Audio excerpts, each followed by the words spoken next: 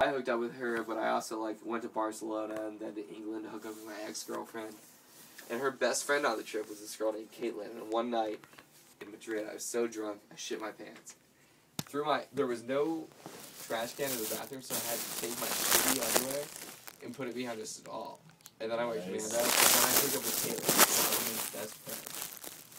And so ever after that, like, you know, it sucks. Anyway, Rosamond went abroad again, second semester, to go to Chile for 5 months. So she was there. And she was like my main girl in Spain, but then her friend, Caitlin, was a Bucknell, so I hooked up with her a bunch, you know. Of course. There you go. Classic Mags. I'm such an ass. There you go. Anyway. So I hooked up with Caitlin a bunch, and then one night I hooked up with another girl, and Caitlin knew about it, and she sent me a text that said, and I quote, "I always told you, you're a fucking man whore, good for nothing pothead." And in response to that, and she hasn't never heard this song, but in response to that, I wrote this song. And it's called Apple and Gold, and it's an extended fucking metaphor. That's pretty tight. Do you have commentary on your album at all?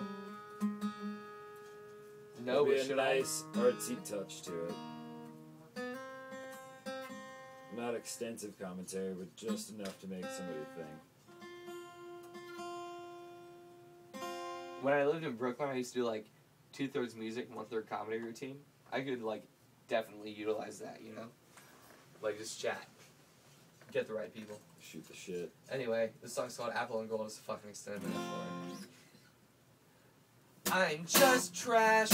I've gone overboard. Caramelized like a rotting apple core. Picked from my red and your sustenance. And now I've passed those platonic essences. Yeah.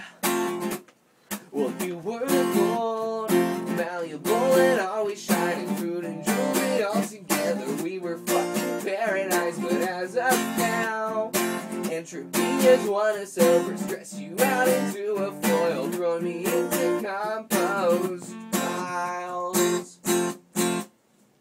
Well, metallics and organics were not meant to be in tandem. See, it's just nature, and you made sure we stuck with that. Well, let me question these old origins you mentioned. Do they have to be so damn strict towards me? If it's nature, let's just make sure we fucking stay inside. Liked it. I liked the end. I really did. I've never said fucking at the end, but I felt it right then, so I did it.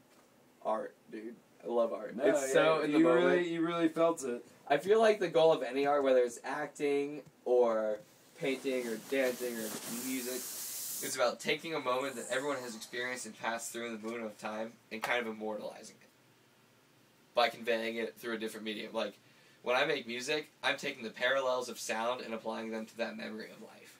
You'd be good in an interview. Thanks, dude. I have great interviews. I took an interview and sent it to Bucknell, and then they put it on their website. And I'm wearing this, like, blue tie. Do you guys have a computer here? It's hysterical. It's no, so my battery just ran out. Wait, but it's plugged in, dog. I know, but it doesn't see the lights I not want to on. play you guys more songs. See the lights Go not for on. it. Can I do that? Well, yeah, I rolled this jag, so... I wrote this song when I was a fucking sophomore in high school, and I still think it's my best lyrical work yet. And I'm a fucking senior in college. Jim, what'd you take out of here? It's when my mom divorced you take my out, stepdad. You have weed. Oh, My sorry. ex-stepdad. I know, but did you use your weed? Yeah, I used all my weed, and then I bought weed from you, and I rolled this jag. Look, growing up, I had this stepdad who was, like, abusive to me and shit, and no one knew. But, like, people had hunches, and his name was Rusty. He worked in a steel mold-making factory. My mom married him 2 weeks after they met, when I was, like, 3 years old. My mom and dad got divorced when I was 6 weeks old. And I'm not saying this for pity, I'm saying it for, like, constructive context. Hey, man. Eminem style. And, so this dude, Rusty, he fucking sucked. Anyway, when I was a sophomore in high school, my mom divorced him, and rightfully so. Like, he was a piece of shit, man. He was like an utter piece of shit. And we'll get into that if you want later, but whatever. Anyway, and still, like, after I'd been abused by him, and I knew he was a piece of shit and abused my mom, and, like, I knew she was better off for it, I, like, felt sad because I had a younger half-brother and half-sister. And, like, that was my brother and sister's dad. He's an asshole to me, like, in the context of myself, he's a fucking demon, you know? But, like, I love my brother and sister, and that's their dad. And this is when they were getting divorced, and, like, I hated him, man. You know, I fucking hated him, and rightfully so. And so I moved away to live with my dad in Columbus. And my brother and sister missed me. My grandma had dementia and, like, would forget who people were, but she would always tell me to come back home, you know?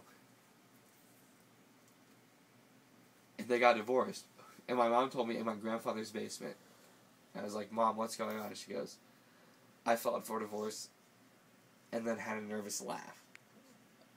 What? And I remember my first feeling, like, no matter how much I hate this, like, piece of shit human, was like, I was, like, really sad. So then I wrote this song. And I'll play it after I smoke a little bit. Damn, dude. I wish I could write music. And I scat in this song. And I'm, like, not a great singer naturally, so my go-to move is acting, so I just pretend I'm, like, having a dialogue with pitch. And, I think I get away with it, man. I think it might work. So I'm really going to do that in the scat part. You'll hear it when it comes.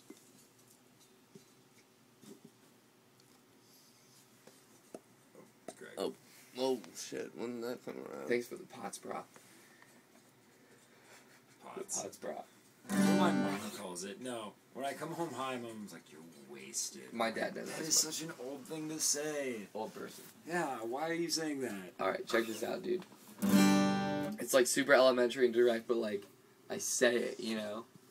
One time I played it at a choir concert, I was, like, the select, like, special act. And people started clapping, and I stopped, and I said, it's not that kind of song, please stop.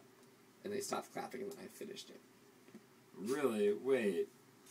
I'm such an understand. asshole. What kind of song did they I'm think not it anymore. was? But Tell me what kind of song they thought it was first. They thought it was like a happy, like, go-lucky country song. And it's like, no, listen to what I'm saying.